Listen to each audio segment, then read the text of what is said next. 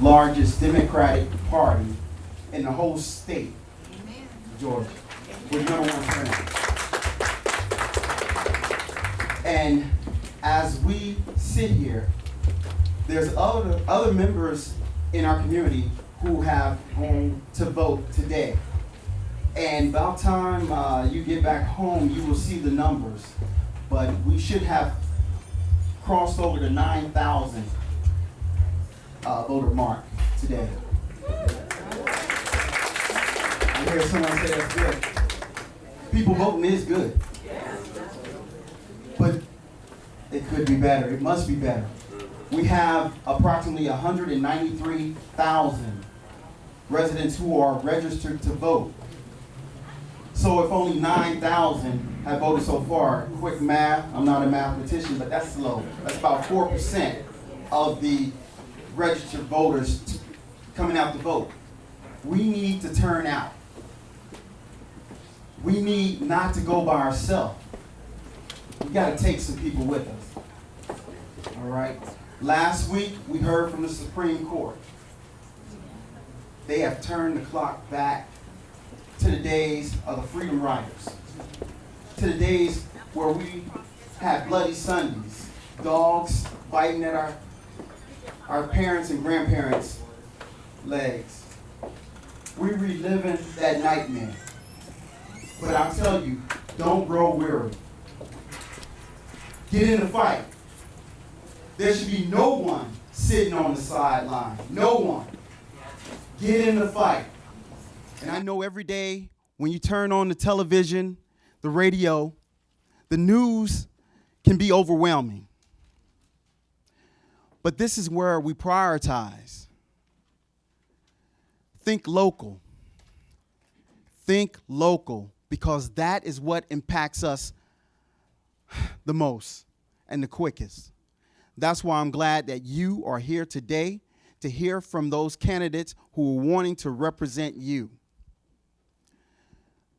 My team have been working tirelessly for 3 weeks for this day. 3 weeks. The candidates have known for 3 weeks that this day was coming. But before you are the ones who value your time and say, hey, I'm not going to miss this opportunity to share with you my plan on what I plan to do for you if you vote for me. So that's why it's important that you pay attention to these folks right here. These other folks that didn't show up, well, you pay attention to them too, because you need to recognize people who don't show up for you right now, they won't show up when you need them. This is a time for serious leaders. This is a serious time. I know you guys get it. But we need to press upon those who are sitting at home wondering what to do. Tell them, this is what we do. We educate, we mobilize, and then we vote. That's why in your hands you have a sample ballot. The most dangerous voter is an informed voter. The Democratic Party is arming you. They're getting you ready for this fight. If you don't have, I heard someone say they don't have a sample ballot. Do we have any extras? If you raise your hand, please. And you take that home with you. Your assignment is to learn about those who are on the ballot and put those who you feel represent you the best in office. I won't take much more of your time, but it's important that I press upon you. This is no ordinary moment. This is no ordinary moment. Every generation have that moment where you call to action. This is your call to action. Be informed, okay? Don't be afraid to ask tough questions, because these are some tough candidates. They showed up here tonight.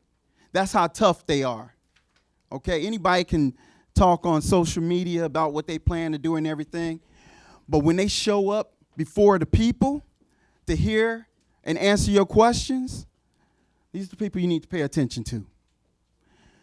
And with that said, I would like to introduce our moderator for this evening, a great man, and Mr. Keith Horton.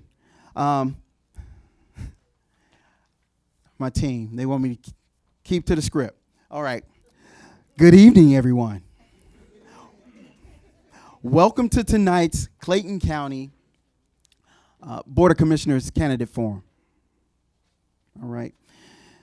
See, a county that is powerful, part of Georgia's economic engine, home for families, educators, small business owners, and the world's busiest airport.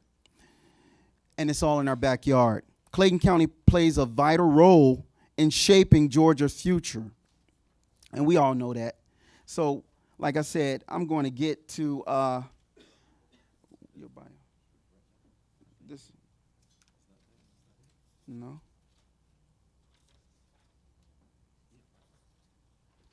Oh, right here in the green. Okay.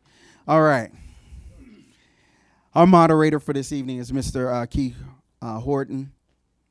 He's retired lieutenant colonel. After retirement, Keith served as the state director for child support services for over 5 years and was later appointed by the governor to lead one of the largest state agencies, the Department of Human Services. After retiring from state government, he served as a senior consultant for First Data in New York and currently serves as the president and CEO of Christian City. Keith is a graduate of Leadership Atlanta, past president of the Association of Christian Ministries of Clayton, a board member of the Development Authority of Clayton County, associate pastor of Cornerstone Fellowship Church, and most importantly, a proud husband of his beautiful wife, Mary Horton, and their 4 children and 7 grandchildren. Right. Without further ado, a bit of housekeeping. I recognize that there are some elected officials who have joined us, and that's just as important too, because these folks, they in the office and they want to hear from you, so it's important you know who they are so you can go talk to them. All right. I see our state senator, Miss Kenya Wicks, who is on the ballot. You want to remember who's in the community when they're on the ballot as well. I see Dr. D. Haney, Clayton County School Board. Is there any other elected officials among us? All right. Also, please let your friends know this is being live streamed on YouTube. Go to Clayton County Democratic Party Facebook page, and you can get the link there. But again, without further ado, I'm going to hand the mic over to Mr. Horton. All right, thank you so much. Why don't y'all give yourselves a round of applause for being here tonight? Give yourselves a round of applause for being here tonight. I cannot impress upon you how important it is for you to come out tonight. And as a voter and as a resident of Clayton County for 26 years, I get appalled when I show up as a voter for a forum and the candidates who are running for office don't show up. So I don't know about you, but I would tell your friends, your family members, whoever resides, whoever's in your network, that such and such didn't show up today for the forum when they should have been here. This should have been their first priority here. So I'm thankful for those who came tonight, and we're going to have an opportunity to hear from them through the questions that I'm going to ask, but we're also going to have an opportunity for you to write down some questions, and I think, Drew, you have someone that will go around pick them up, right? Our goal tonight is very simple. It's very clear. We want to have a clear understanding of each candidate's vision, priorities, and leadership approach. Each candidate will have 1 minute for opening remarks, 90 seconds for responses, and 30 seconds for rebuttals when appropriate. And we will have a timekeeper. Drew is keeping the time. And that time, and Drew will display so that each participant will know exactly where they stand and how much time they have before they finish their question so they can finish their question. There will be about 6 questions that I will ask, and then if time permits, we will collect those questions. I'll go through those questions that we have not already asked the candidates, and then they will have an opportunity to answer some of the questions that you all have. So there should be some 3x5 cards that are circulating around for the room. Now, in order for us to maintain decorum, we ask that you please silence your mobile devices so that we can maintain a respectful environment for all speakers and attendees. In photography and recording, it is permitted, but please avoid flashing anything that may distract the candidates.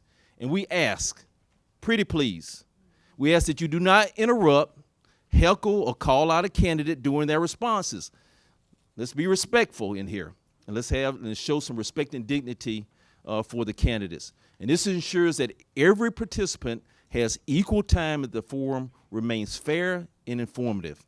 And we appreciate your presence tonight. Are y'all ready to rumble? Y'all ready? All right.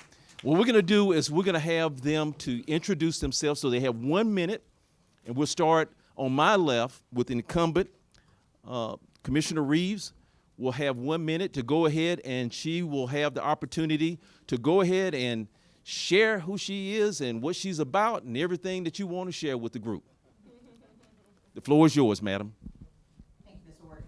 Good evening, everyone. My name is Elena Reeves, and I am the current commissioner for District 1. That includes Morrow, Forest Park, Lake City, Rex, Conley, and Ellenwood. So if you live in any of those areas, you are most likely in District 1.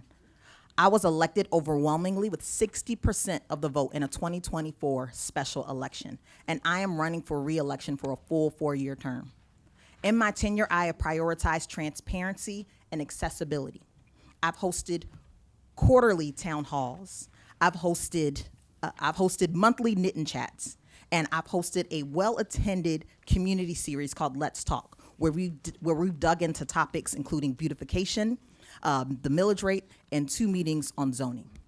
Clayton County is home for me, and I am working to build a Clayton County for this and the future generations who call Clayton County home. Again, my name is Elena Reeves, and I'm asking District 1 to re-elect me. Thank you. Thank you much. Ms. Harps. Good evening. I am Tamala Lachey Harps. I have been a resident of Clayton County for 5 decades, which is 50 years. Yes, I am 50.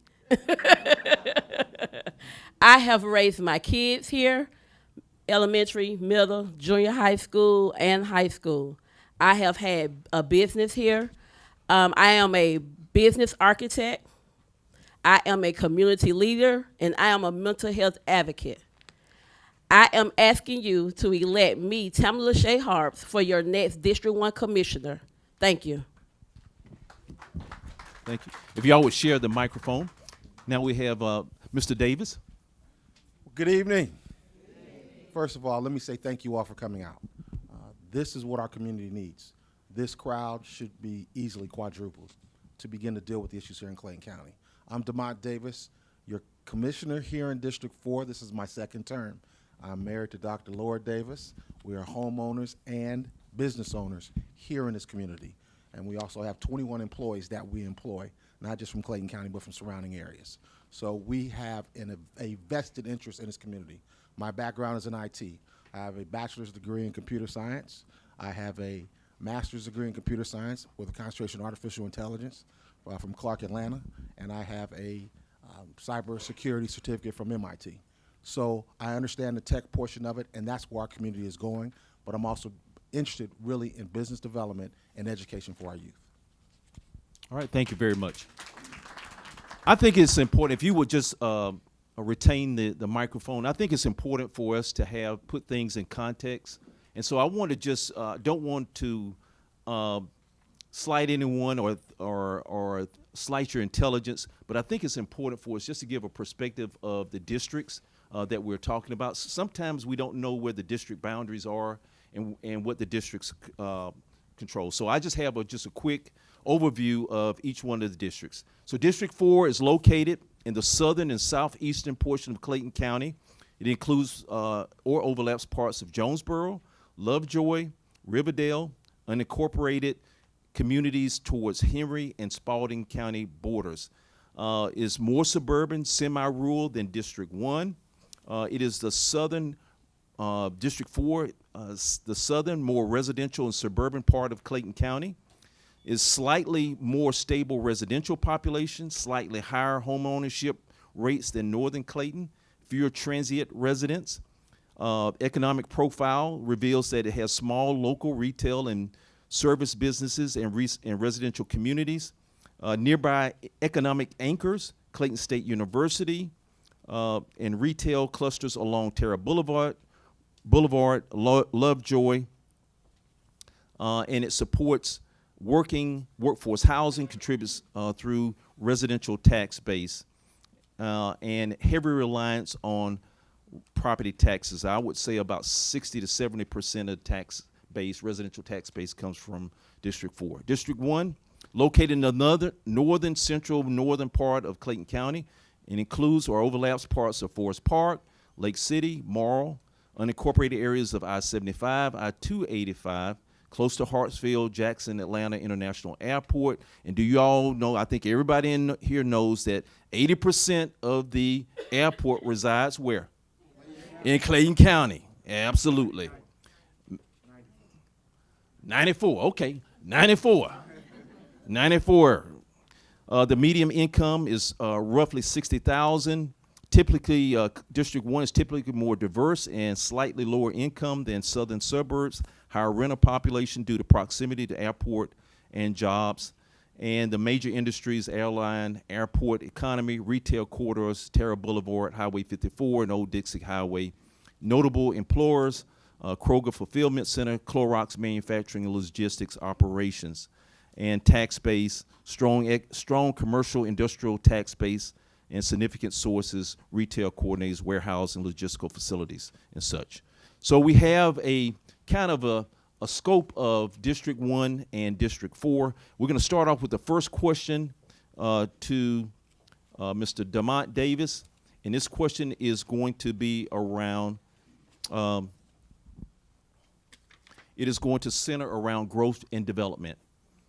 Georgia assigns all 159 counties to a Tier 1 through Tier 4 annually based on economic distress indicators such as unemployment rate, per capita income, poverty rates. Clayton County has been designated as a Tier 1, most economically distressed. It is in the bottom 40 counties of the 159 counties and receives the highest level of incentives. So the question to the candidates and the question to Demont Mr. Davis, the first question is, Clayton County continues to experience growth. How will you balance economic development with protecting existing communities from displacement and overdevelopment? It's very similar to what the Supreme Court just did in gutting the Voting Rights Act, but there's always cultures everywhere. And we've got to respect the culture that is here. A lot of these folks want what? Large estate lots. Then they should be allowed to have those. But we know our new folks, our younger generation, want smaller. So we've got to begin to balance that out. But from I look at the tier status and I hear it, but I don't pay a lot of attention to it. Prime example, Terra Boulevard, what do I want to see? We're turning it into a medical technology overlay district. The one means what? Oh, okay, I just want to make sure. Okay, we got to give them a bold pen. But we want to change that into a medical tech corridor. Why do we want to do that? That's going to increase our median income from 7 to 7. Because if we have doctors and physicians in that area that look like us, that can service us, because why? We are a health and medical desert here in Clayton County. So it's not just about economic development, it's about bringing the services that are needed for Clayton County and these citizens. We need obstetrics and gynecology, we need pediatric dentistries, we need cancer doctors. This is what we need. We don't need, because we are high minorities, to only have dialysis centers here. So we have to begin to understand and develop relationships with these medical schools and some of these institutions to bring economic development, and then we begin to get these housing markets in to begin to house those folks that are servicing us. All right, thank you very much. You all, it's okay to give them a round of applause if you want to after they finish that question. We'll pass it over to Ms. Harps. Same question. Clayton County continues to experience growth. How will you balance economic development with protecting existing communities from displacement and overdevelopment? To protect Clayton County, first of all, we have to be strategic about our land usage. We have to be strategic about the things we develop, where we develop it, and how we develop. We first also have to take consideration our heartbeat of our county, which is our residents, and what we put in their backyard, and what we put in our school's backyard. So when you're saying me, District 1, my district is majority logistic, industrial district. So with that being said, when you talk about economic development, moving forward, that looks like this. Clayton County, like I say, I've been here 5 decades. So once upon a time, Clayton County was family oriented. There was the pediatric for the kids. There was everything that we needed as far as the healthcare, the medical field, jobs, and everything. But now in 2026, that does not exist. So moving forward with developing, we have to bring those back because our families are in need of 24-hour pediatric healthcare. Our families are in need of healthy food access. Our families are in need of things that are more than warehouses and data centers and things that is harmful to us as a community. All right, thank you, Ms. Harps. All right. Commissioner Reeves, do you need me to repeat the question? No, I wrote it down. Thank Okay. you. But first, I wanted to clarify. I think I heard you try to give Commissioner Davis in District 4, Clayton State University. Clayton State University is in District 1. I just want to clarify that. Thank you for admonishing me. It was a polite admonishment. And I say that because the question was regarding Clayton County status as a Tier 1 county using the state economic development rating. And there's so many things that we can do in Clayton County. We already have the tools to be able to move Clayton County from the Tier 1 to the Tier 2 in the state rankings. But we have to be creative. We have to talk about our land management. And anyone who's heard me talk about zoning, I'm sure that you all know that that is a priority for me. I've had 2 meetings on zoning alone. And Clayton County is currently undergoing a zoning rewrite. What we need to do is be creative about the spaces that we already have. District 1 has plenty of warehouses and logistics centers. Some of those are vacant. So what does it look like to have, I've seen in other cities where they use vacant warehouses as food truck storage. So when we talk about, residents wanting to see a diversity of restaurants, well, we have to be creative. That's why I introduced a moratorium on gas stations and vape shops. Because right now, the Clayton County zoning laws have been giving away prime real estate to companies that are not bringing in that tax base that we need to make sure that we're providing attractions for the residents who currently live here, but also so that we're recruiting more individuals to move into Clayton County and making sure that our students at Clayton State University want to remain in this county. So we need to diversify the commercial real estate that we have in the county, and we also need to diversify the housing so that we can have enough housing for the residents who are here and the residents who are moving here. If you retain the microphone, Commissioner Reeves, Yes, that segues into the next question, which you had partially addressed. But the question is, and this is for all 3 candidates, what measures will you take to get Clayton County from a Tier 1 county to a Tier 4 or Tier 2 or Tier 3? List at least 3 things that you would do, for your district and county to move it, to advance it from Tier 1 to another tier. And I only have 90 seconds. All right, I'll consolidate. Like I said, there are tools that we already have in Clayton County. I've mentioned before the License Review Board and code enforcement. So making sure that the existing businesses that we have, the retail shops, whether it's the bigger shops or the smaller box stores, that we're making sure that they keep their parking lots clean, making sure that the areas around those storefronts that they are clean. Because if in economic development, if we want to attract new businesses, we have to clean up the businesses who exist here now. So we do that through code enforcement. We do that through the License Review Board. What we also need to do is make sure that we are diversifying our housing. I mentioned that before. On average, family household sizes have shrunk from about 4 persons in a house to about 2.5.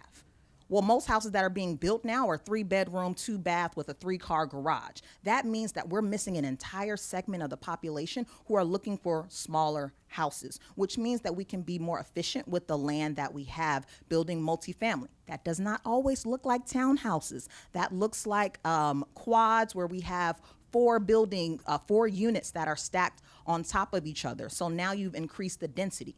And when we talk about attracting new businesses, what are they looking for? How many people live in your area? They're asking about density. So we have to do that by, one, cleaning up the area that we have now, and we have the tools through code enforcement and the License Review Board. We can continue to build more houses so that we can maintain the population that we have through density to attract new businesses. Thank you. All right, Ms. Harps, the same question. What measures will you take to get Clayton County from a Tier 1 county to a Tier 2, Tier 3, Tier 4? List at least 3 things at a minimum that you would do for your district and county.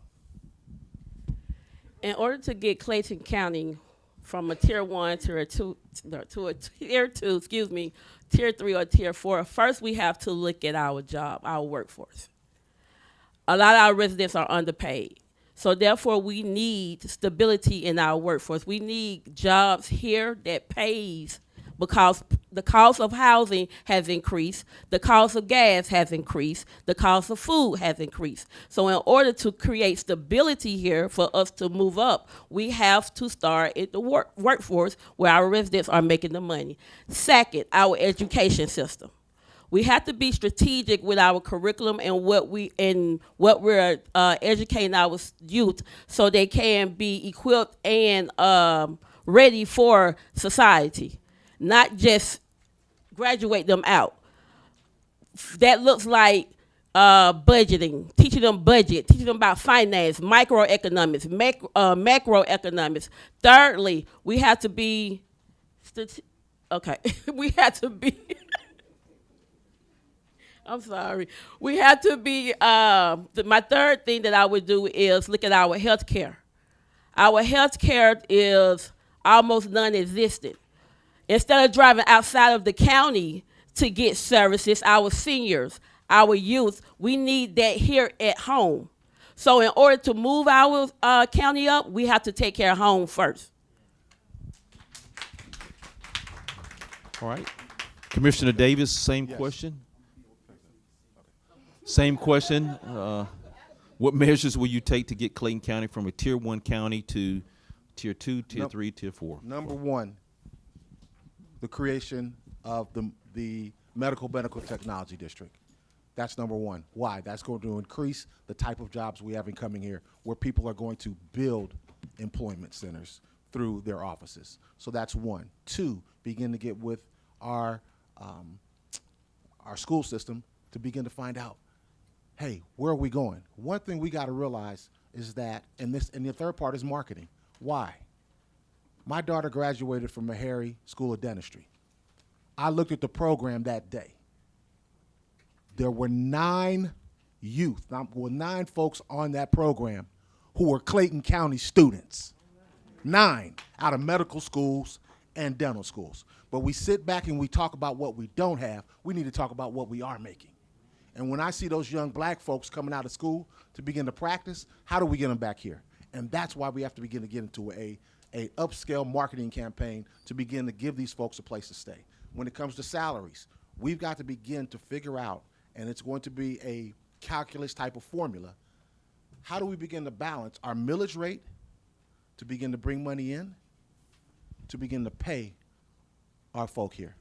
We got people that leave Clayton County simply because of salary. We've got to begin to be creative and say whatever other incentives can we begin to provide these individuals who are risking a lot of their lives to Clayton County and these residents. Do we have to pay more in millage? Do we have to increase the millage? We don't know. But the other thing we have to begin to look at is we've got House Bill 999, we've got Senate Bill 33, and we've got to look at it and say, how is it going to impede us on bringing in tax revenue to our county? All right. Let's give all the candidates a round of applause for their responses for economic growth and development. The next question has to do with law enforcement and policing, and I always like to put context around this. And this is quantitative data that I'm going to share with you. The qualitative may be a little different in how you feel, and I'm saying this because I'm repeating these statistics because I live in the county too.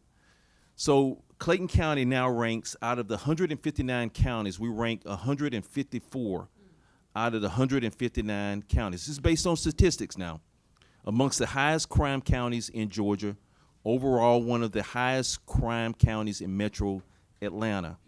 2 times more, twice as much as the Georgia average, and more than double than the U.S. average, our crime rate is. The policing levels, law enforcement presence, we have roughly 316 officers total, and that's according to scorecard.org. About 1.3 officers per 1,000 residents. And how does that compare to U.S. average? The U.S. average is about 2.4 officers per 1,000 residents.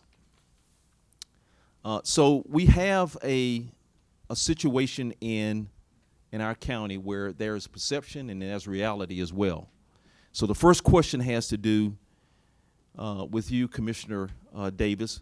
What specific strategies will you support to improve public safety while also building trust between law enforcement and the community? Your statistics, Clayton County's crime rate has gone down the last 2 years. Okay, so we have, and it goes back to our marketing campaign.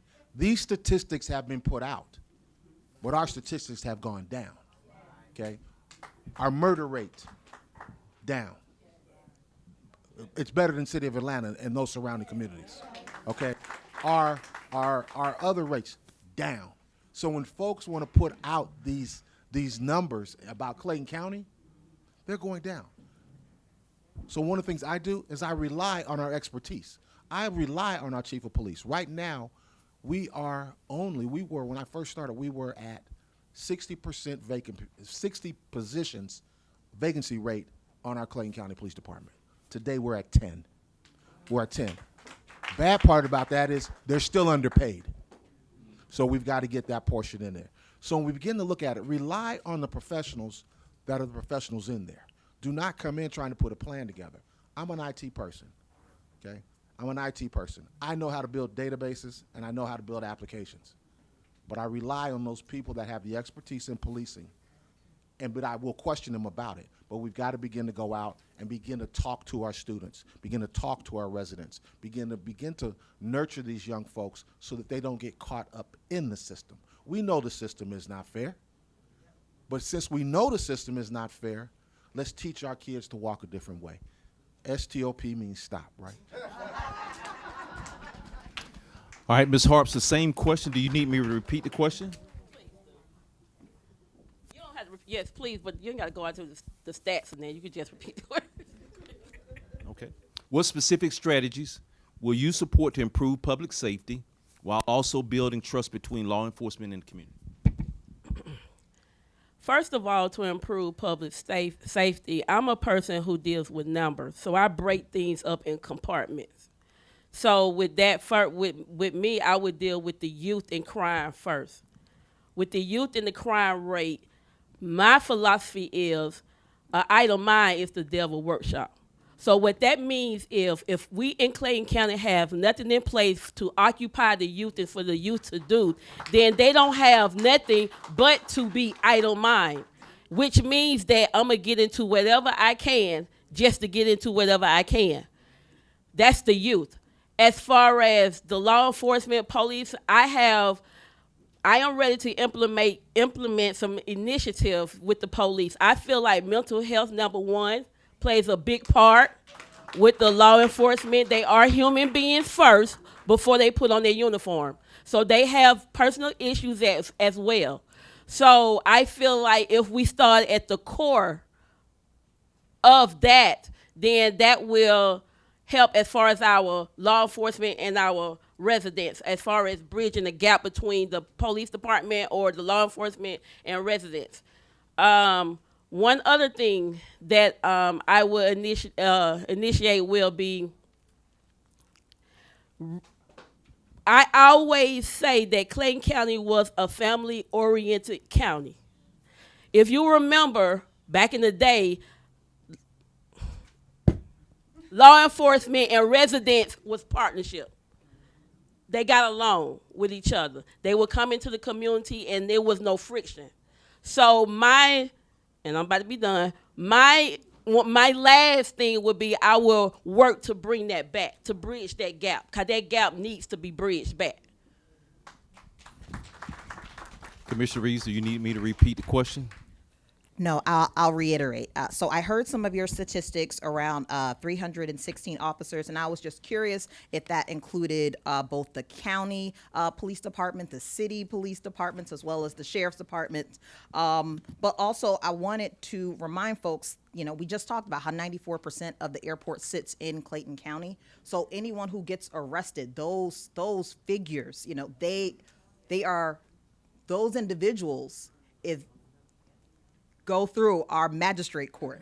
So I also want us to talk about the entire judicial system, not just our police officers. And don't get me wrong, our police chief, Kevin Roberts, is doing a fantastic job. When you want to talk about mental health, earlier last year, he actually implemented and the board co-signed on a mental health diversion program where co-responders are sent out to individuals. And I've heard testimonials from folks who have called and reached out to that department. So if you all did not know that we already have that in place, we already have those tools from our police department to address mental health issues, not to mention the Solicitor General, the district attorney, and also the police chief for hosting lockbox gun safety training and making sure that we're not just focusing on, we are seeing an individual as a criminal, but looking at the community as a whole and making sure that the entire community is supported.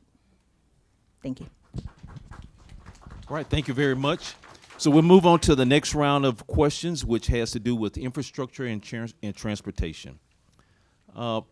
As you know, we have major highways that come through the county, 285, 75, 675, 85. And we have MARTA that transits through our county. What are your top priorities for improving infrastructure, including roads, transit, and traffic congestion across the county? And we'll start off with you, Commissioner Reeves. The number one thing that I would do in Clayton County to improve infrastructure and transportation is we need to talk through a comprehensive sidewalk plan for this county. That is one of the largest concerns that I have heard from individuals is how they get around the county. Yes, we have MARTA, and we've had MARTA for almost 10 years, but how are we asking individuals to ride the bus if they cannot safely get from their home or from their destination to the bus stop? And for folks who live in District 1, you all know where the hot spots are. When we talk about Stagecoach Road and Rex Road, when we talk about Lake Harbin and 42, we know where some of those intersections, they need a lot. They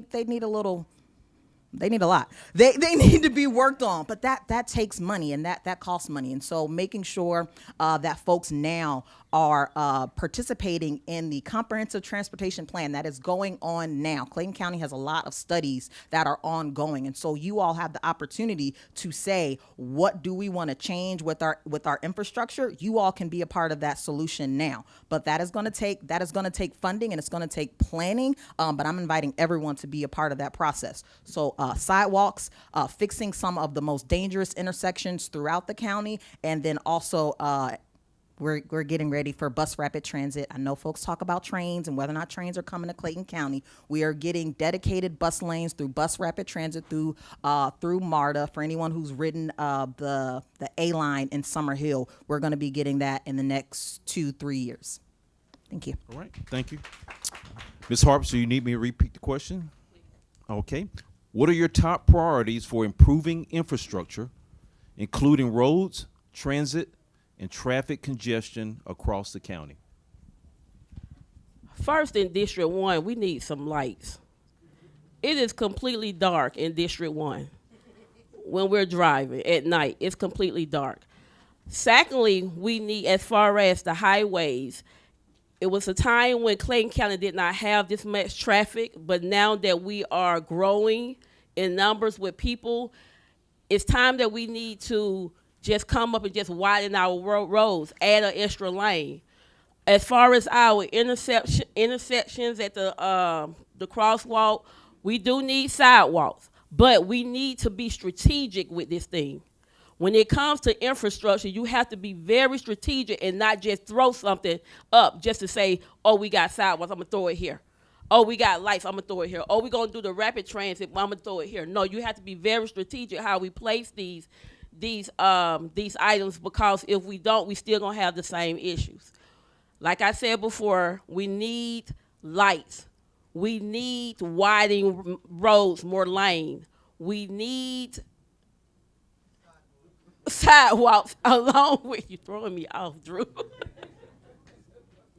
We need the sidewalks because our kids, when they walk to school, when they come from the bus stops, when they walk into the bus stops, and the cars are coming and the people are going to work, the kids are walking in the street. That should not go on. That is highly unacceptable. So we need to be strategic when we're dealing with infrastructure.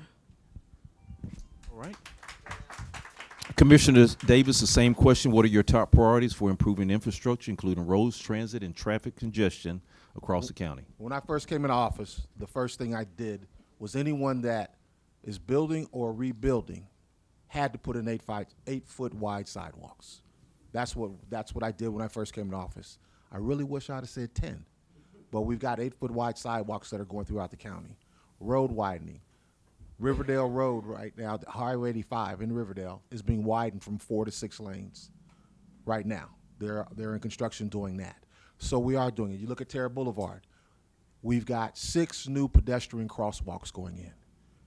Okay, and that we need to begin to thank our state for. And that's what we have to do. The other part is this. In order to begin to get funding in for these projects, we've got to begin to have healthy relationships with our state representatives as well as others. You know, we've got one gentleman that has driven all the way from Cobb County. He's running statewide for Public Service Commissioner, Craig Cupid.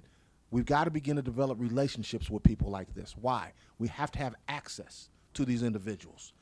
I am here to support Clayton County, and it's Clayton County who I'm going to support. If you can't support Clayton County, I can't support you. And we've got folks running for governor that have not supported Clayton County.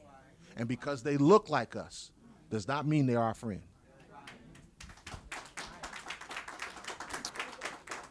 All right, the next round of questions have to do with budget and accountability, and with a fiscal 26 budget of around general fund around $335 million. How will you ensure taxpayer dollars are spent efficiently, and what steps will you take to increase transparency and accountability in county government? That first question is for you, Commissioner Davis. You know, this is where I got to give kudos to our new commissioners that came on board. They came up with an idea of the budget committee, which I think was a fabulous idea, and we implemented it. What did that do? If you all looked last week, we had budget hearings that were live on TV to begin to talk about what every department and what type of funds they were asking for and what we were requesting they get. Okay. We also, going back to a lot of these Senate bills and House bills, we've got to begin to review them. I think it's House Bill 999 that was passed. Takes the, it was like $15,000 or $10,000 for misdemeanors. It's now up to $25,000. What does that mean? how does magistrate court begin to handle it? Do we have enough people in courts to handle it?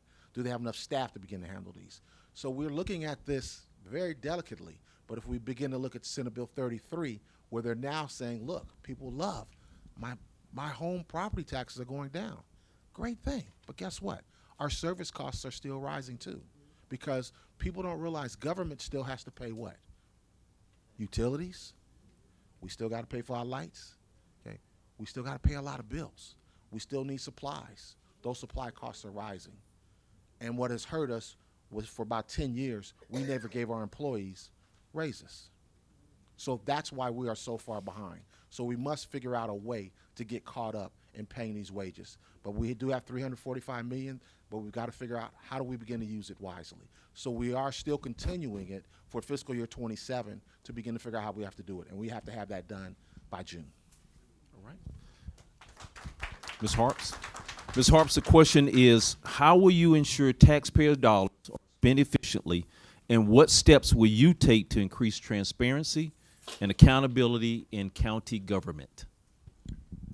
First, when it comes to the budget, like I say, I'm a number person. So when it comes to the budget, we have to be very transparent on reading line by line, item by item, and making sure the money is allocated in the appropriate area, not robbing people to pay Paul or just giving away money to areas that really does not need it. It's not a necessity for it, and another area might need it, might need the money or whatever.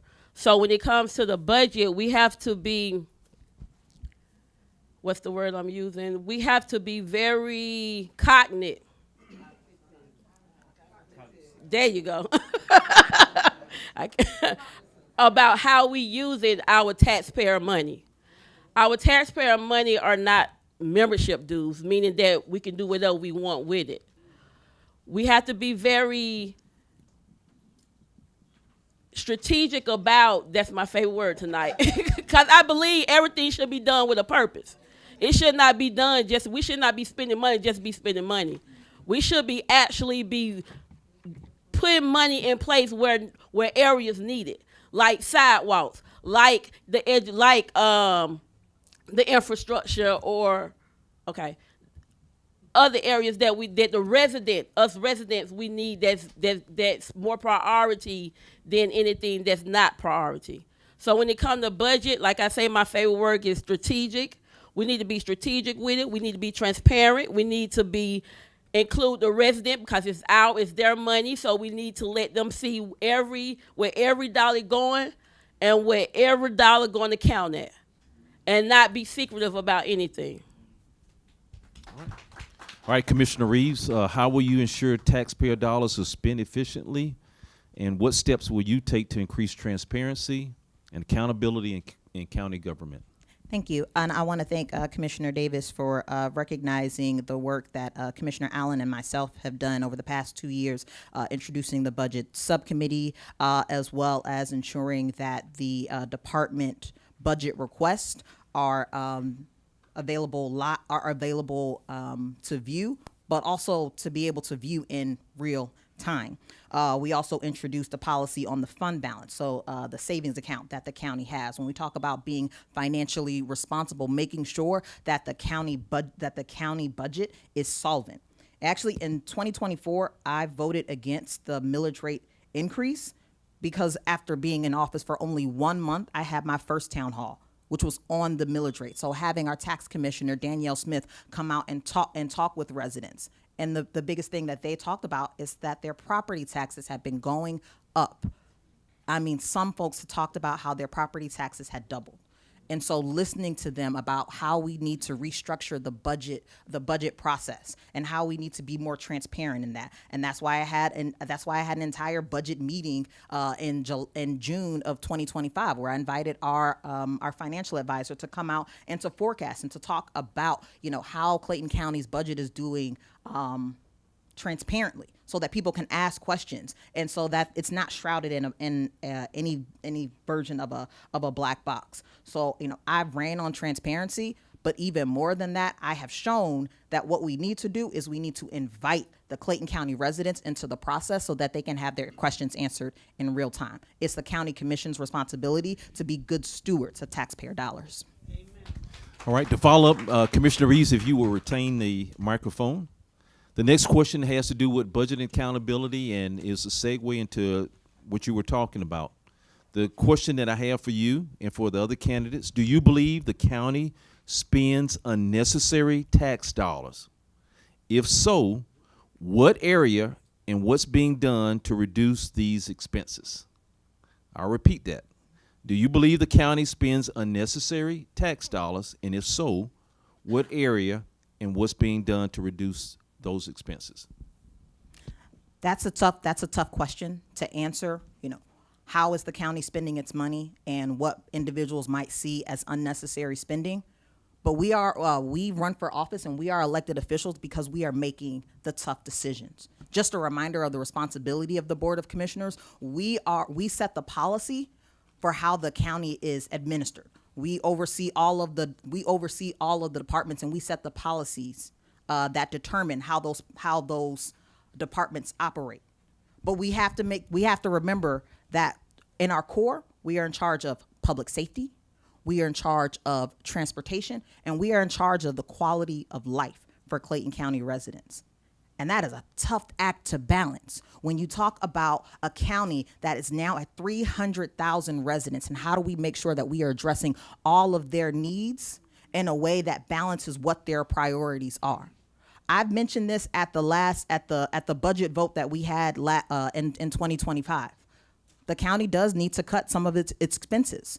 Commissioner Davis and I both sat on the budget subcommittee last year. I served as vice chair, and we made recommendations for what the county could cut to make sure that we are using our money efficiently.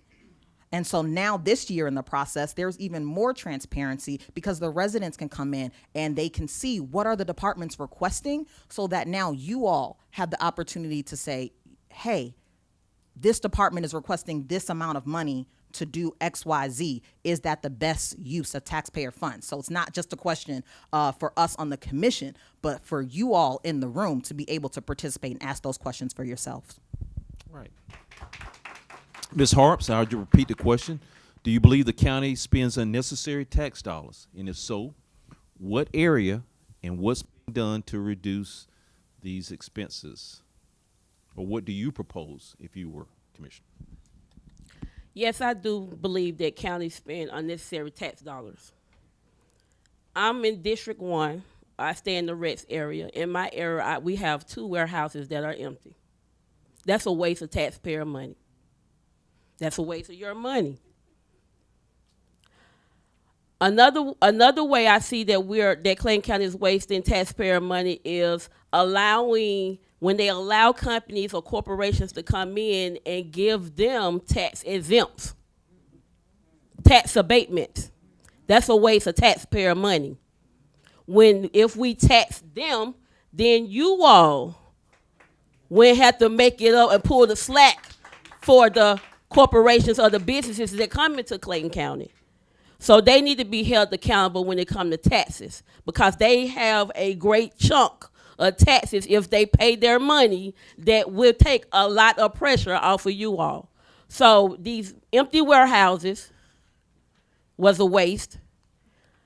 Not allowing or making the corporations or these different big businesses come in pay their taxes. That's a waste. And another waste is taking you all tax money and doing whatever with it and making you all fill in the blank or pull up the slack or, take the responsibility of others who should be paying taxes. All right, Commissioner Davis, do you believe the county spends unnecessary tax dollars? And if so, what area and what's being done to reduce these expenses? Do we have some areas that we need to correct? The answer is yes. One of the areas, and I believe last year on the budget committee, and it came through, we said what? There's no commissioner that needs a food allowance. The chairman nor the commissioner, no. Yes, dietary and food allowance in a sense. They said, well, Commissioner Davis, what do you want? I said, zero. Zero it out. If you're going to do something for your people, reach in your own pocket and do it, okay? We talk about budgets. I have a community meeting the second Saturday of every month. I've had it the last 5 years. The last 5 years. What do I give out at every one of those community meetings? I give a budget of where your money's going. You see those chairs right there? That's how many times they've been to my community meeting.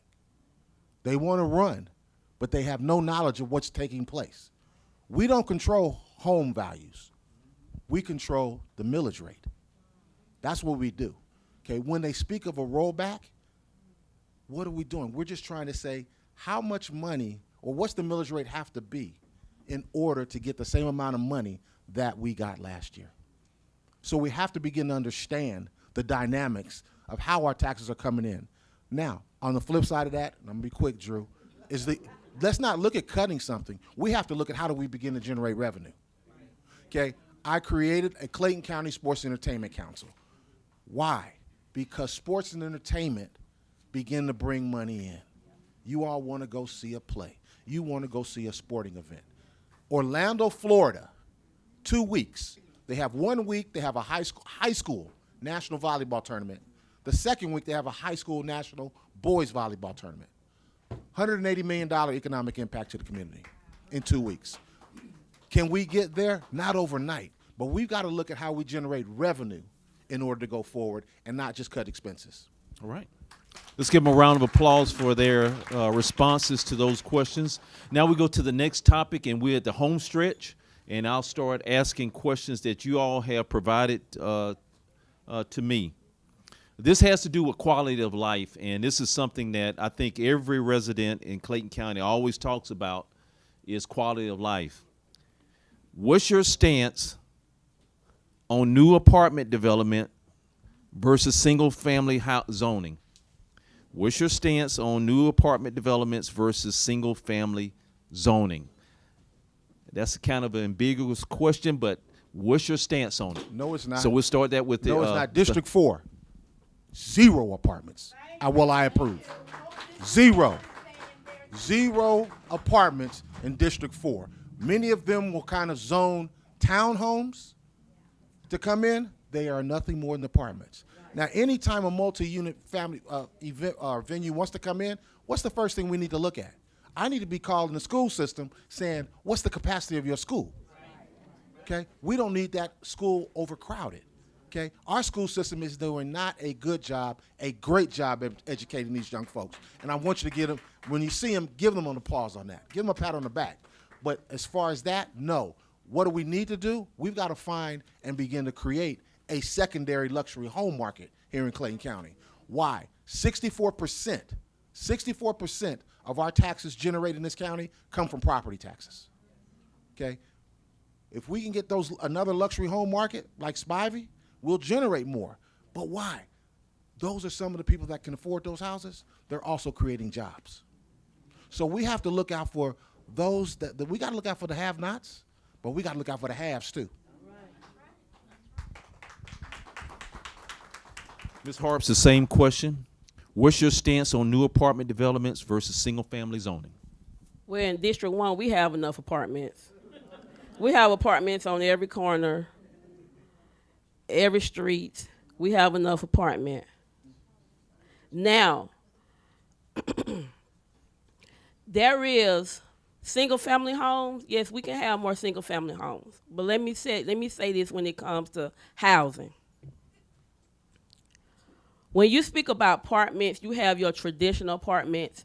Then you have your apartments with businesses at the bottom, which create income and growth and money into our neighborhoods. Those people do pay taxes. The developer who builds has to pay taxes, property taxes. So that comes into our community as well. Now, do we need more apartments in District 1? No, we don't. We don't need more apartments. We do need more single-family homes because there is a shortage on housing in District 1. So, yes, I do believe, and yes, I do agree that single-family homes should be more of, not townhomes, because like they are similar to apartments. But they do have it where they're selling townhomes, but it's still considered like an apartment. It's, so detached let's be specific, on detached single-family homes, yes, we need more in District 1. All right. Commissioner Reeves, same question. What's your stance on new apartment developments versus single-family zoning? Sure. So talking about new apartments versus single-family zoning, I want to tie that back into our earlier question around infrastructure and transportation. In my last town hall, I talked about how Clayton County is projected to grow by 100,000 residents over the next 25 years. We all know the county's not getting any bigger. What is it? God doesn't make more dirt. So we have to be very creative and very efficient about the space that we already have. And as someone who has had an entire meeting on Let's Talk Zoning, I've talked about how we need multifamily housing. But when people hear multifamily, they might immediately think townhouses. They might immediately think houses for rent. I live in a condominium neighborhood. My unit is 2 stories with 24 feet ceilings. And I have a neighbor underneath me and I have 3 neighbors around me. In my neighborhood, we have 150 houses, whereas if you had built a single family neighborhood, you would only be able to build half or even a third of those houses. So we have to be creative in what type of houses that we're bringing. I know that Clayton County has a 50% renter rate, but that doesn't mean that we have to discount every apartment. It means that we need to bring in different types of multifamily. It means that we need to bring in more tiny house communities, more cottage communities. We need to bring in houses that reflect the diversity of what Clayton County is coming to be. Not every person needs a 3-bedroom home with 2 baths and a garage. So we need to make sure that we're building a diversity of housing and actually having a honest conversation about what that looks like. All right, thank you. Second part of that question of quality of life has to deal with live, work, and play. What is your vision? And we'll start off with Commissioner Reeves. What is your vision for improving the overall quality of life in Clayton County, particularly in areas like parks, housing affordability, and access to services? Oh, that's a great question as far as how do we diversify the type of developments that we have in Clayton County. So District 1 has 675, 75, and 285. Those are 3 highways, not to mention the state roads of 42 of Jonesboro Road. And we need to make sure that we're using those major corridors to build not only the multifamily housing, but the mixed use housing. So what does it look like to have something at an intersection near Clayton State University where you have retail on the bottom and you have housing on the top?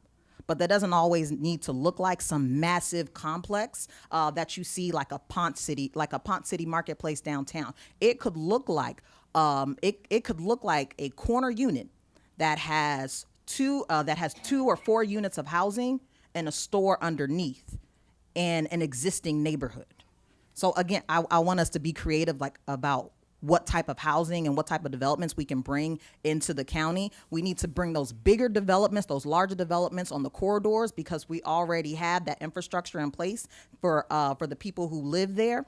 But we also need to use some of the vacant lots that we have in communities. I've heard from folks who say, hey, there's a house that burned down in my neighborhood. It's been sitting vacant for years. Okay, well, what does it look like to tear down that house and to build a duplex and to build something there? So then we're bringing in more tax revenue for a property that used to sit vacant. Or what does it look like to build a pocket park in a neighborhood where there is land that already exists but has been underutilized? We don't need to build and expand. We just need to be more creative about what we're building on the land we already have. Ms. Harps, the question is, what is your vision for improving overall quality of life in Clayton County, specifically in areas like parks, housing affordability, and access to services? In District 1 in Clayton County, before we build any type of housing, we need to tackle the zoning. A lot of houses in District 1 send in commercial logistic zoning. Like for an example, on the Corporate Forest Park, they got the data center being built in their backyard. So when you're talking about building new housing, whether it's a duplex, condo, apartment, single family, multifamily, whatever you want to call it, we have to first start at the zoning. Instead of putting houses in the industrial zoning, we need to focus on residential zoning, mixed use zoning. So when you build these houses and you being strategic or however, wherever you want to place them, who wants a home in the same area of a warehouse with the loud 18-wheelers? Who want that? I know I don't want to live like that. Because when I come home, I want to come home to peace. So when you talking about building houses, whether it's apartment, whether it's a single family, whatever kind of home it is, you have to tackle the zoning first. That's the core of it.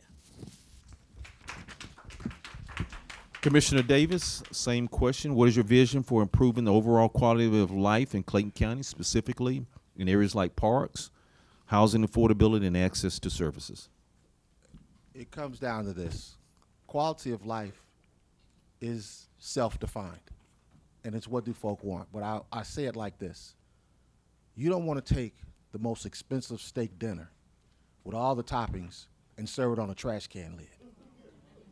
It's not appealing and it's not inviting. In essence, what we have to do is we've got to begin to develop our infrastructure and find out what we can support. We're already underpaying folk. So now folks talk about going up, building more multi-family units. Do we have enough PD to handle it? Do we have enough fire to handle it? Do we have enough infrastructure from a healthcare to handle it? Okay, we're already talking millage rate. How many of y'all want the millage rate to go up to accommodate this? See, there's a trade-off here. So as far as I'm concerned, it's about looking and going after and developing these relationships with developers and other businesses that want to come in. Remember, these folks are what? A for-profit business, not a not-for-profit business. So you just don't pick up the phone and call them and say, we want this grocery store. Oh, we'll be there in the morning. That's not how it works. The first thing they want to look at is what's the median income in Clayton County? Am I going to make money with this opportunity? So I don't look at it from a concept. I look at it from reality. How do we begin to get with these businesses in order and create our infrastructure that is going to invite them to come in? With the new convocation center that's gone up, that's opening the door. We've got to begin to get some other hotels. That's going to begin to invite them in. So that's how we have to go create that quality of life, which would then begin to bring in better restaurants for you all that like to shop. You can go shopping at better high-end stores. All right. Our final question that we have from our perspective before we get into the questions that you all have suggested that I pose to the candidates has to do with your role as commissioner. And it has to do with how have you or how will you navigate pressure from your fellow commissioners to be their third vote? So how have you or how will you navigate pressure from your fellow commissioners to be their third vote? As we know, it takes 3 votes for you all to pass something. Correct. You have to be able to count to 3. One thing I'm never going to do is pressure any commissioner to vote with me. What I will do is try to sell a sound idea to show them how it benefits this county.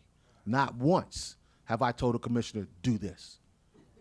But the whole thing is, vote your conscience. Vote your community's needs. District 1 and District 4 in certain areas have different needs. But the whole thing is to begin to have a civil conversation. We can agree to disagree. But what we don't want to do is to embarrass you all on camera, on TV. Why, there's many times we have to go outside to bring things in. And what I'm not going to do is embarrass my District 4 and Clayton County residents, nor my wife and my kids. All right, Ms. Harps, how will you navigate pressure if you are elected from your fellow commissioners to be their third vote? For me, navigating pressure is a non-existence because I ask the right questions. I don't just answer or vote because you tell me to vote. So what that look like is I need to know the why. I need to know the who, the what, and the when. And once you give me all those answers, Then I need to be transparent to my residents on what's going on before I vote for anything. Because I'm not just voting Tamala. I'm voting for you all. What you all want, what you need, what you asking, what you saying, or how things go. And I'm not too fond of being embarrassed. So I don't do the embarrassment at all. So that's why I say in order for me to push the pen on any vote, I ask the questions. I need to know the answers. And that's the why we are doing this. Who is this going to benefit? And for what reason does this make sense? All right. Commissioner Reeves, how have you navigated pressure from your fellow commissioners to be that third vote? So I'll reiterate a bit of what my colleague said around either receiving or putting pressure on my colleagues. We are a board that as a whole represents this county, not just the districts that we serve, but the entire county. And as someone who has a background in policy, whether it's transportation infrastructure or zoning policy, what I have worked to do on the board is to introduce policy that moves the county forward and that brings a consensus. So I want to say almost every resolution that I've introduced has passed unanimously, whether that's the moratorium on gas stations and vape shops, whether that was the moratorium that has been twice approved on new data centers in Clayton County, or most recently a resolution that has revived the Keep Clayton Beautiful program, which I know a lot of folks are excited about what we are going to be able to do to keep Clayton beautiful. And so when I say that we as a board are working together, how I do that personally is introducing policy that moves the entire county forward so that we all can be on board with moving that along. Thank you. All right. Thank you all for answering the questions that were already pre-planned. We have some questions from the audience that we want to ask you all. And so can we do 30 seconds per question? Is that okay? 30 seconds, I'm asking. Yeah, 30, yeah, so that we can hit as many questions as we can. Oh, y'all all right? Y'all all right? Okay. We want to hear more from them? Yeah, okay. All right, let's go. All right. All right. Y'all are the lucky ones. Y'all showed up. Y'all showed up. And I tell you what, our audience appreciates that. I just want to let you all know ahead of time. I appreciate it. And I know that everyone that came or that's live streaming appreciates that y'all showed up for tonight. All right, the first question I have really quickly is, and we'll start off with Commissioner Reeves. You have the microphone. Can you speak to the Clayton County Jail on Terra Boulevard? More money has not provided better services. So the question has to do with really the condition of the jail on Terra Boulevard and your fiduciary responsibility of providing funds for the services, not overseeing the jail, but providing funds for it. Sure. So when we look at the roles and responsibilities of the Board of Commissioners, we are in charge of maintaining the jail. That's a part of our building and maintenance responsibilities. The overall day-to-day operations, that does fall under the sheriff's office, but we have to look at the fact that that jail is 20 years old. And just last year, there was a report that came out about what the board needs to do and come to an agreement on to make sure that any inmates and individuals who are in the jail, whether they're working there or reside there, that they are being taken care of and and that they can do their jobs safely. Ooh, 30 seconds goes fast. Well, we gave you 45 seconds. So if you want to add on to that, that's fine. Okay. Ms. Harps, if you choose to answer it. Oh, the question is, shucks. It's about the county jail. The county jail on Terra. The question was, can you speak to the county jail on Terra Boulevard? More money has not provided necessarily better services. With the county jail, as far as taking care of the county jail or providing better service, the board of commissioner is over the jail. However, the money that is supposed to be allocated to the jail needs to be allocated to the jail. And when it's allocated to the jail, it needs to be used for what it needs to be used for. So if that's maintenance, use it for maintenance. Take responsibility and use the money for what it needs to be used for. If they asking for it and it's for the area that needs help in, then provide it. Don't go back and forth, make this a tug-of-war thing. Just take care of the jail, because although there are people incarcerated, they are still human beings. You understand what I'm saying? They still are human beings. So they still need medical attention, and they still need to be living under stable condition. All right, Commissioner Davis, can you speak to Clayton County Jail? The jail facility is the responsibility of the county. The running of that jail is the sheriff. We've just approved a $60 million bond to begin to fix this jail. Okay, every year they ask for more money, and we've got to come to some agreement. Okay, your previous sheriff has cost us well over $100 million in lawsuits, which come out of what? Our general fund. So we've got to begin to look at it. That's the past one, okay? Say no more. But we've got to begin to look at what we're doing with it. We've got a lot we have to do, but that's how we have to begin to do it. We've approved a $60 million bond to begin to go in and fix that jail. We have to figure out how to service that jail or give them enough money to put folk in there to keep them safe. The other part of that, Drew, is this. For the first time, we just developed from the county level a list of legislative priorities. One of those lists of legislative priorities that our delegation was working on was anybody arrested at an airport, raise the fee on what we're doing and let them cover their own insurance. Let the city of Atlanta cover the insurance, their medical insurance. All right, retain the microphone. In your opinion, what's the most critical issue facing Clayton County today? And how will you address this issue as county commissioner if you are reelected? I think the most critical condition facing Clayton County right now is positive economic development and bringing strong businesses into this community. Why? It's all about, many times we want to look at how we cut expenses. We got to look at how we grow our revenue. And I think that's through a partnership with the Housing Authority, with the Development Authority, to get creative in bringing in, like we're doing now, and trying to make Clayton County a destination place in certain places. We have the largest lake in metropolitan Atlanta, Lake Spivey, because Jackson and Altoona are not in metro Atlanta. We have the largest lake. We are rich in streams and rivers here in Clayton County. We need to begin to utilize that and market it and begin to use develop off of that, I'm sorry. All right. Ms. Hart, question is, in your opinion, what's the most critical issue facing Clayton County today, and how will you address this if you are voted in? Housing, the eviction rate, how due to the eviction rate, our hotels are now homes. The school buses are pulling up to the hotels to pick up the children to go to school. How families are living in a studio.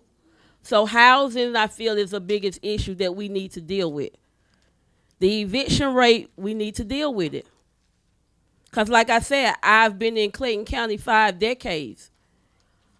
There was no such thing as residents being evicted. The hotels was not homes. They was hotels. So that is the big issue that I feel like Clayton County need to focus and deal with, not keep ignoring it. Okay. Commissioner Reeves, same question. In your opinion, what's the most critical issue facing Clayton County today? The most critical issue facing Clayton County is the lack of diverse revenue streams for the county budget. 60% of our county budget falls on property taxes. And a lot of those property taxes are residential property taxes. We, as a county, need to make sure that we are bringing in different types of revenue, that we are bringing in different types of commercial businesses and retail businesses. And that's already what the residents in Clayton County are asking for. They're saying that they want more restaurants. They're saying that they want more grocery stores. And so what we need to do is make sure that we are responding to those needs. So sometimes that might look like large developments, but sometimes that might look like repurposing an area that is as a vacant parking lot and building something there, so that we are bringing in more tax dollars to the county, so that you all as residents and homeowners, so that you all can see your property taxes not continue to rise. And as far as housing, as your priority, that is why I've talked with the commissioners about rerouting some of the funds that we spend on first-time homebuyers assistance to eviction protection, to make sure that we are keeping individuals in their houses. Commissioner Reeves, if you retain the microphone.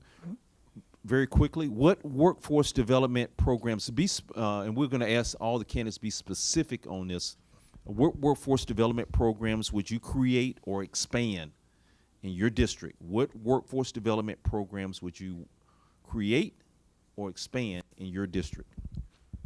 So I think Clayton County has incredible workforce development programs with the school board, with their CTAE program. District 1 is heavily industrial, and there are already companies that offer forklift training for individuals who are looking to go in those types of career paths. The biggest thing that we need to do is we need to advertise the programs that already exist. I don't know if you all know, but right at the intersection of 42 and Dale Road, there's a union shop that deals with their mechanical operating engineers. And so making sure that people know about the opportunities that already exist in Clayton County. And I bring up the industries that we have that are industrial, so whether that's trucking, logistics, because those are the industries that are in District 1. And we want to make sure that we are keeping the residents employed in Clayton County so that they can actually live, work, and play in the same area. So really just uplifting the programs that we already have in this county, whether it's a professional degree or whether it's in one of those industrial sectors. All right, thank you. Ms. Harps, what workforce development programs would you create or expand in District 1? I would create more administrative positions, more legal study positions, more positions that's not, if it's in warehouse or logistic, you have supply and chain demand. Everyone don't want to work on the warehouse floor. You have logistics or logistic management. You have supply management. You have other positions within our district with the industrial and the warehouse and logistic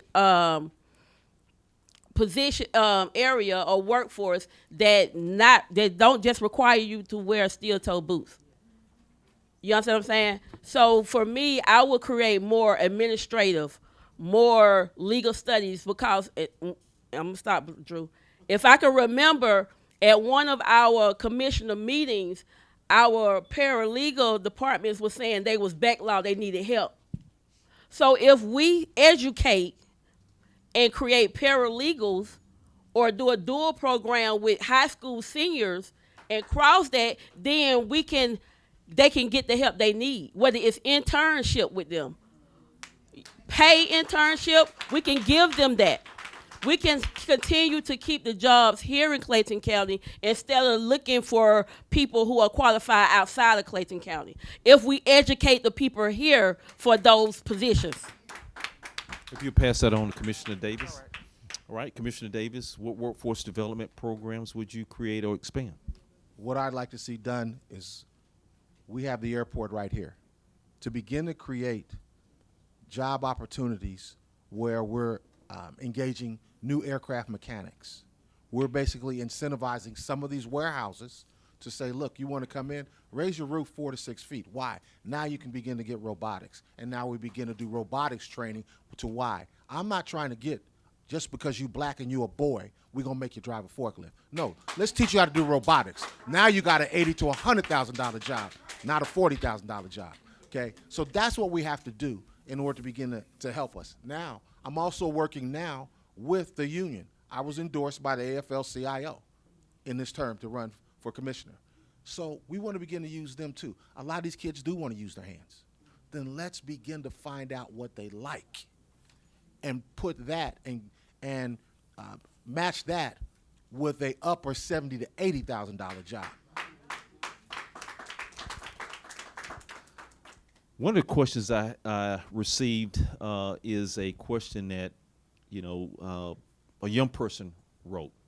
And we'll start off with you, Commissioner Davis.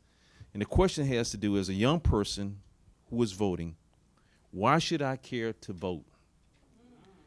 The only time that I see, and this person is not, I don't think they're addressing specifically any of you all per se, but the only time I see you all is when it's time to vote. So could you answer that? I think that is a question that we see across, it doesn't matter what county you in. Doesn't matter. It doesn't matter what state you're in with that. Yeah. So as a young person who is and voting, that- why that's- should I care to vote? And that's a valid question.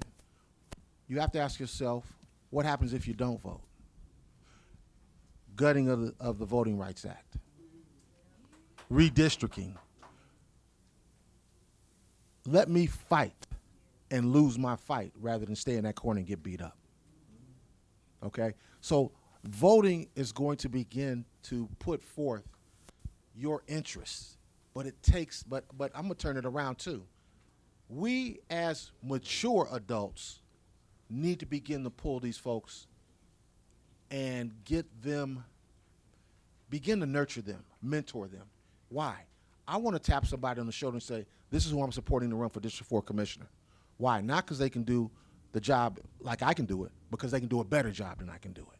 But we've got to train them to do that. But that's why they should vote, to get engaged, to begin to change the lives of not just themselves, but others in the future.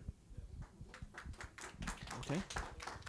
Same question, Ms. Harps. As a young person who is voting, why should I care to vote? As a youth, you should care to vote because your voting right is just like life. In life, you're going to always encounter hurdles. But does that mean you stop living? No. So when it comes to your right to vote, it's just that. It's your right. It's your chance to make a difference and to make it matter. For whatever concerns you have, it should not be focused on, you should not focus on the next person beside you. You should focus on your concerns and what you want to see done. And the only way that can get done if you do what? Vote. The only way you can see people come into your neighborhood or come and have a relationship with you, you have to vote. And one last thing, it is so imperative to vote because with this remapping discussion that's going on, if it comes to pass, you're going to wish you did vote. You're going to wish you did exercise your right, and you're going to wish you did use your voice. All right. Commissioner Reeves, same question. As a young person, I'm voting, but why should I care to vote? So I love that a young person asked that question. There are so many youth groups in Clayton County, the Jonesboro Youth City Government, the Lovejoy Youth City Council, as well as the Clayton County Board of Commissioners Youth Commissioners. Voters under 30 in Clayton County in the 2024 election came out at almost 40% of the vote. Clayton County young voters are voting, and so I want to make sure that we acknowledge that. Now, as the youngest person, I think I'm the youngest person on the entire ballot. The average age in Clayton County is 33. So when we talk about the next generation and what we are building for the next generation, I also want to make sure that we are talking about that they see themselves reflected in the leadership of this county. But we also have to acknowledge the failures of the past. We have a generation that has lived through multiple recessions. They're living through another war, and we have to acknowledge that when they go out to vote, they may not see that change immediately, but we have to have an honest conversation with them about what it is going to take. Look at what's happening in New York City with their mayor, Zohran Mamdani, who's pothole politics, going out and filling potholes, going out and hiring government workers to shovel the snow, making sure that they see themselves reflected in the leadership, but also in the actions that their elected officials are doing in the community. All right. Commissioner Reeves, question for you. Yes, ma'am. How will the arena at South Lake benefit those of us who approve the SPLOST? So how will it benefit? So that's the question from one of our citizens that's asking about the arena. What benefit will the arena bring to Clayton County? Well, when we talk about SPLOS, we're talking about literally your tax dollars at work, whether that's the E-SPLOS, whether that's a T-SPLOS, transportation SPLOS. And what we have seen at the arena, anybody on Friday was at the concert with Flowetry? What we're seeing is, those big time names of concerts similar to what you're seeing happening in Stockbridge, where you're having not only concerts but sports events that are using the arena and facility that is bringing in sales tax dollars. And so when we talk about, different types of revenue that's coming in from the county, yeah, there's property tax dollars, but there's also those sales tax dollars that folks who are coming into Clayton County and spending their money, the county is also collecting those dollars as well. So anytime we bring in developments that bring in individuals who spend money in Clayton County, we're doing something great. Now, the arena is not in my district. South Lake Mall is not in my district, but I get to pass by it when I drive down Jonesboro Road and when I come off the highway. And that means that hundreds of thousands of folks are seeing the arena and they're seeing the districts at Morrow as they're driving down the highway as well. So they can come spend their money in Clayton too. So how would the arena at South Lake benefit those of us, and those of us happens to be all Clayton County residents? How will it benefit us? When I look at the arena, I look at revenue. I look at that was a good move. Because if we use it, once again, strategically and proper, it can be the equivalent of the State Farm Arena in Atlanta, Fulton County. We can have those same types of events, which brings money to our county. So when you go talking about budget and economic development and tax money, that's money coming into our county, which is a plus, a big plus. Cause ticket sales, have y'all seen ticket sales? Have y'all seen ticket prices? That is a plus. I'm 50, but Cardi B tickets was $1,000 a piece. That's a plus. Like, for real, that is a plus for our county. So I want you to understand that arena is a gift from God, because if we use it properly, it could be on the level as the State Farm. And they use the State Farm for concert, cheerleader competitions, everything. So when I see it, I see revenue, a great thing for our county. All right, Commissioner Davis, same question. How will the arena South Lake benefit our citizens? The Convocation Center, I see it as a catalyst for economic prosperity in Clayton County. What we do have to realize is SPLOS money did not go to build that Convocation Center. So SPLOS had nothing to do with it. The Board of Commissioners put in $10 million for that project, and the Board of Education put in $40 million for that project. So that your SPLOS dollars did not go to build that. So let's understand that first. E-SPLOS went in, but yeah, not SPLOS from us. But it comes down to, it is a catalyst for economic development. Why? Folks want to come to the arena that are going to rent that arena. Out-of-town events, they're going to have to stay somewhere. They're going to have to eat somewhere. They're going to have to fill up their car somewhere. So now we're talking about taking our tax-based revenue from property taxes from 64% and beginning to reduce them. If we can get it down to 45% and begin to get our sales tax up, we're doing a great job. All right. Retain the microphone and talking about economic development. It is a major driver in our county for aspiring business owners and entrepreneurs. Are there any business incubators that can assist with free resources, mentorship, office space for the people in Clayton County? And if not, if you don't know any, what would you design?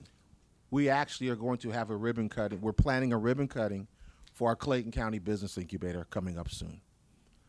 They are putting stripes in the parking lot right now. Will it be a free resource? The answer is no. But what it is designed for Clayton County, small businesses to begin to come in to incubate from startups to grow past your small business and begin to create revenue. So there's going to be a lot of different resources in there for you. From the Chamber's going to be in there for you as well. Well, the Chamber's actually over the Convocation Center, but The chamber is going to be accessible to you. We're going to have banking accessible to you. We're going to have a lot of different resources, SBA accessible to you, so that folks can, in Clayton County, begin to have an office and come in and begin to hopefully develop their dream. Okay. If you want to answer that, if you want a different question, I can give you a different question. If would you choose that? Okay. All right. Go ahead. Okay. All right. I'll repeat the question. I'll repeat the question for her. Economic development is a major driver of the county for aspiring business owners and entrepreneurs. Are there any business incubators that I know we just got the answer on that, can assist with free resources, mentorship, or office space? And I think I would just change that, since you're not on the commission. Is there something that you would like to see done for aspiring business owners in the county? For business owners and entrepreneurs, which is my area, I would like to see grant programs, meaning in education, not just I'm an entrepreneur, I'm a business. Teach and educate our current business owners how to structure their business so they can be a long-lasting business. A business that brings in revenue, not here today, gone tomorrow. And then we got to replace it with something else. With your entrepreneurs, what I want to see is that we also educate our entrepreneurs on what it is to be an entrepreneur. Not just go get an LLC, I got a business, I got an idea, and I'm going to run with it. No, that's not being an entrepreneur or business owner. There is a foundation that needs to be built, so we need someone, which is me, the business architect, is what I do, which is create revenue-based businesses for business owners, entrepreneurs, and investors. So we need to be able to educate these business owners, educate these entrepreneurs, and even for residents who are aspiring to be an entrepreneur and don't know how to get started. If we're going to have an entrepreneur incubator, then let's have the proper resources that's going to help these entrepreneurs and business owners to thrive. Not, like I say, be here today and gone tomorrow, or just go to a class and then when I leave the class, I haven't learned nothing. We need to give some realistic education, some realistic implements, some realistic resources in real time. Right, Commissioner Reeves, questions economic development's major driver in the county for aspiring business owners and entrepreneurs, or their business incubators, and what would you do, or how would you do it in regards to mentorship, office space, et cetera, for people in Clayton County? Sure, that's a great question. When we talk about being able to develop the small businesses in Clayton County, as Commissioner Davis mentioned, the county is getting ready to have the ribbon cutting on the small business incubator that is near South Lake Mall, but also the city of Forest Park just had their groundbreaking for the Grapevine, which is at the intersection of Jonesboro Road down the street from Star Park. But let's also not forget all of the resources that already exist in Clayton County. Clayton State University has a small business development center. The Clayton County Central Services Office has a mentor protege program. So when we talk about developing businesses, you have a department in Clayton County that brings out larger businesses to mentor smaller businesses so that they can get contracts with the county. So when we talk about keeping businesses and keeping revenue and keeping jobs in Clayton County, the Clayton County Central Service Offices is already doing that, and they have been doing that for years. So I say we need to continue those programs that we already have. And I mentioned it before, we need to advertise it just a little bit better because I want everyone to know about that mentor protege program. If you had, and we're gonna get ready to close out in a few seconds.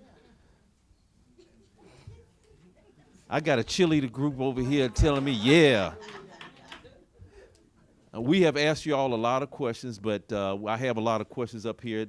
We won't, because of time, we're gonna move on, and we'll get ready for closing remarks. So each one of you will have 2 minutes to expound and express what you're going to do and how you're going to do it when you either get reelected or elected, and just tell us what's your plan and your closing statement.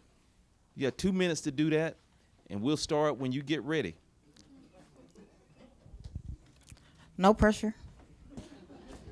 I think folks forget that public speaking is also being at those board meetings every first and third Tuesday at 112 Smith Street, that I'm inviting everyone to come out so that you can see that the Board of Commissioners is working for you. But my closing statement. First, I want to thank our incredible moderator, Mr. Keith Horton, for his job, the Clayton County Democratic Party, as well as the Clayton County Young Dems, and of course the fabulous Tamari Scott for hosting at B. Mary's. And when we talk about accessibility, I have to highlight this incredible sign language interpreter team that we have had tonight. Thank you. But my name is Elena Reeves, and I am your District 1 Commissioner in Clayton County. And like I showed up tonight, I have showed up for District 1 residents since being elected in 2024. I've even created opportunities to show up for District 1 residents through town halls, through knitting chats, through those Let's Talk series where I bring in experts to talk about issues like zoning, like housing, like the millage rate, like the budget. Some of the questions that we addressed here tonight, not having those conversations only during the election, but year round, so that folks can have their concerns and their questions addressed. So I'm asking the District 1 residents of Morrow, Forest Park, Lake City, Conley, Ellenwood, and Rex to keep me, your District 1 Commissioner, Elena Reeves, in office. Let's keep those moratoriums on vape shops and gas stations and data centers. Let's keep someone in office who offers transparency and accessibility. And let's keep Clayton beautiful by re-electing Elena Reeves. Thanks for your time tonight.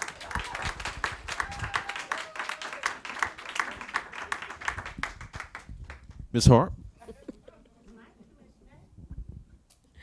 First of all, I want to thank you, the resident, for taking your time out on Hump Day Wednesday, coming out when you could have been doing something else to see us candidates have our forum and answer you all wonderful questions.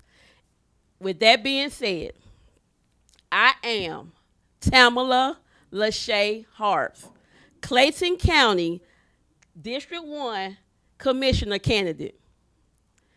I've been here 5 decades, which is 50 years. And I am, say that again, I'm 50. So, in my closing statement, I want to say that Clayton County is not a sorority. It's not a fraternity. It's not a club nor an organization. Our tax dollars are not membership dues that can be spent without transparency or accountability. Clayton County is a county where real people, you and I, live, work, and raise our families. That is why I want to let you all know that accountability, transparency, and trust in leadership matters. It is imperative that we go to the polls and we vote. We need the right leadership in place, and leadership like me, Tamala Lachey Harps, because I understand both people and system. This is also critical because discussion around this redistrict and this remapping and the continuing discussion of this is evolving, meaning it's getting serious. Meaning that it can happen. It's not an afterthought. If we do not vote now, we cannot complain later. This is about representation, responsibilities, and results. That's why it's imperative to go to the polls and vote Tamala Lachey Harps, your next Clayton County District 1 Commissioner.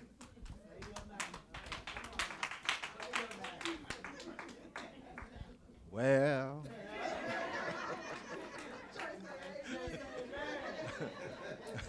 Well, I'm DeMont Davis, your current District 4 Commissioner in Clayton County. District 4, okay? And yes, I'm running for re-election. Why? I love for people to come ask me the hard questions. Why? Because I'm accessible. The last 5 years, I've done monthly town hall meetings. Monthly. I've missed 4 of them, and Chief Roberts has been there to fill in. So we have them. We talk about the crime stats. We talk about budgets, and we give you a copy of a high level of the budget and where your budget and where your monies are going. So that's what we have to do. We've also got to be creative. I spoke about the budget committee and what the young ones did with creating that, and I applaud them for that. Why? It's not about taking credit for something. It's about jumping on board when something is right for our community and for our county, and that's what it's about.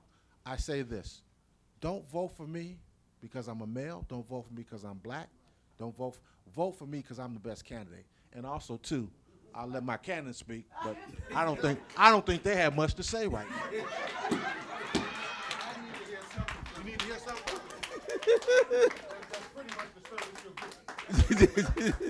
Well, we're always going to serve Clayton. And the other thing is, reach out. We've got to begin to look at and establish our relationships. Know our county and our city leaders. Know our state representatives and legislators. That's what I'm doing. I'm building relationships, not only with the state, but at the federal level as well. Because why? That's how we get funding for a lot of these projects that we can't fund ourselves. But that's why I'm here. I own a small business here. We do pretty well. I'm going to stay here. My kids are here. In fact, they're in the house. But I love Clayton County. I love what folks represent, but I want to begin to have conversations, the hard conversations with you all, with dignity and with respect, which I see you're not getting a lot of times from our board. I will never, ever tell somebody to shut up and sit down. Okay? I will listen to you. You can call me any name you want, just don't touch me. That's right. That's right. Okay? That's right. But that's what we're here to do. We're here to work with our school board. That's right. We're here to go listen to them because we're all in this together. I know Drew about to pull up that stop sign on me again. But pass it. All right. Yeah. You need to stop. Yeah. All right. We're so But thank thankful you for all. all of our candidates tonight, and it has been a pleasure. I'm gonna turn this over to Drew, but it's been a pleasure tonight to be your moderator. And I tell you what, I appreciate our candidates for coming out. I appreciate Commissioner Reeves for being here. I appreciate Ms. Tamala Lachey Harps for being here. And I appreciate our Commissioner DeMont Davis for being here. So let's give them another round of applause for them being here tonight. And I appreciate each one of you all being here tonight as well. And go and tell your friends who showed up tonight. Tell them. I don't have a problem shaming somebody. Tell them who showed up tonight, because it is important. It is important. Keith, can I say one more thing, just quickly? At any of the next ones, have a table that's a little bit higher, because my knees are getting busted up over here. All right, I want to thank you again. I'm Drew Andrews. I'm the chair of the Clayton County Democratic Party. I want to thank all of you for coming out this evening. Before you go, I want to introduce Mr. Cupid, who's traveled here.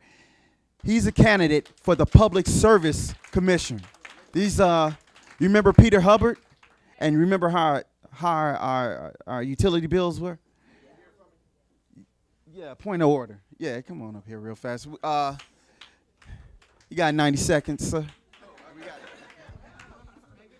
Yes, I'll make it plain. Public Service Commission, a lot of you probably already know, but they regulate the utility companies here in Georgia. Specifically, Georgia Power is the main one that's the issue here. Record rate hikes while they have record profits.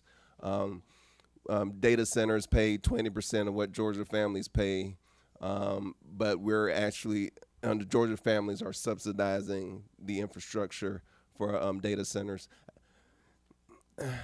That don't sound fair. It don't sound right, and I'm here to make a change. I could have sat at home and doom scrolled all day, but I decided I needed to step in.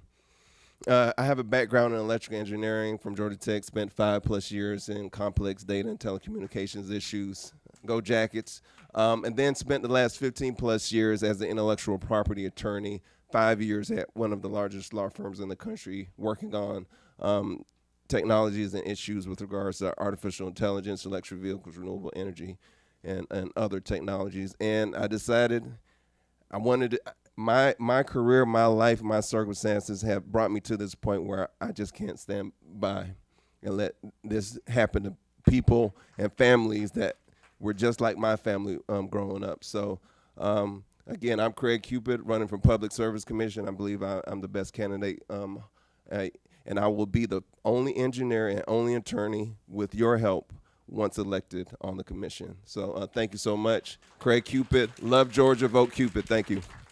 Thank you, sir. Okay, real quickly, you guys have your sample ballot. All right, your assignment is to look at all the names. All right, just not Senator Ossoff, because we know we want to send him back. Not just the governor. We want to recognize those who came through Clayton and paid their respects. Those who didn't pay their respect, don't vote for them. That's right.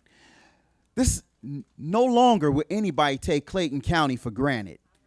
If you don't walk through here, you ain't getting a second thought. But my team wanted me to make sure that you guys knew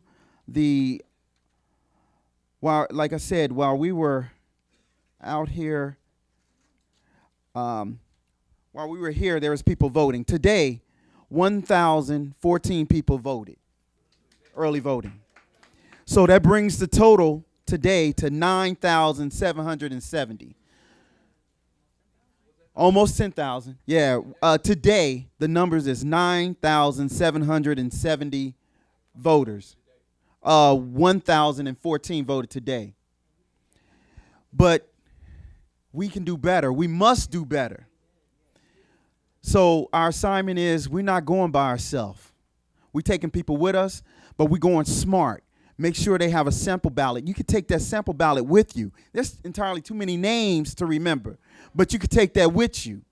And so there you go. So make sure we vote for the people who's showing up for us. You see who showed up tonight. All right. So, one more. We have Mr. Dixon, Cam Dixon, who's our councilman for the city of Jonesboro, who just showed up. So, with that said, oh, yes, I'm sorry. Zion is our youth council. The mayor of the youth city council for the city of Jonesboro. So, yes. So, we well represented here in Clayton County. So, with that said, please, again, drive safely home. The weather's turning sour. I want you back in safely, and we get to work tomorrow. All right. Good night.